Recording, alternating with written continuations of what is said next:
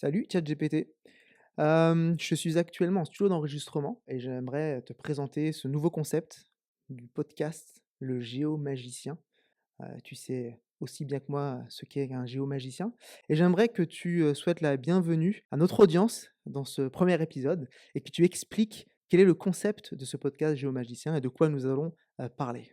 Salut et bienvenue dans ce tout premier épisode du podcast Le Géomagicien. Dans cette série, nous allons explorer l'univers fascinant de la géomatique et comment elle se marie avec l'intelligence artificielle pour transformer notre façon de travailler. Attendez-vous à des discussions passionnantes sur des outils, des techniques et des astuces pour tous ceux qui veulent passer du débutant au géomaticien accompli.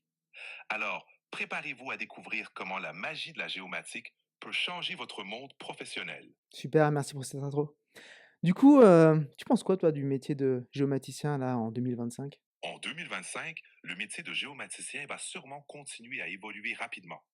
Avec l'essor de l'intelligence artificielle et de l'automatisation, les géomaticiens auront probablement de nouveaux outils pour traiter et analyser les données Ouais, géospatiales. d'ailleurs, c'est un sujet qui m'interpelle parce que, souvent on fait l'amalgame entre, un géomaticien et un data scientist. Faut pas oublier qu'on n'est pas data scientist. On fait pas, des algorithmes, on développe pas des IA et ça, c'est assez important. Moi, ce que je trouve intéressant quand on parle d'IA, pour les géomaticiens, c'est de bien parler d'IA générative et comment cet outil accessible peut aider les géomaticiens. Je sais pas ce que tu en penses? Tu as tout à fait raison.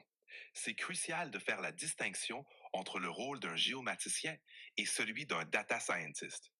L'IA générative peut être un outil très utile pour les géomaticiens car elle leur permet de créer des cartes, des visualisations et des analyses de données géospatiales de manière plus intuitive et créative.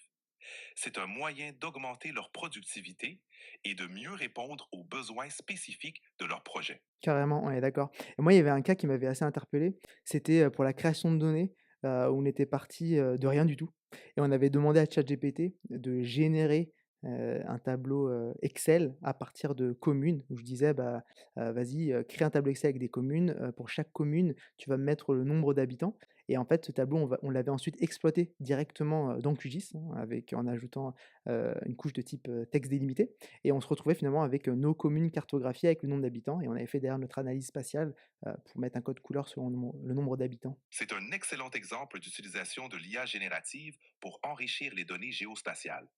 En générant des données synthétiques ou en complétant des jeux de données, les géomaticiens peuvent exploiter ces informations pour créer des visualisations cartographiques et mener des analyses spatiales précises.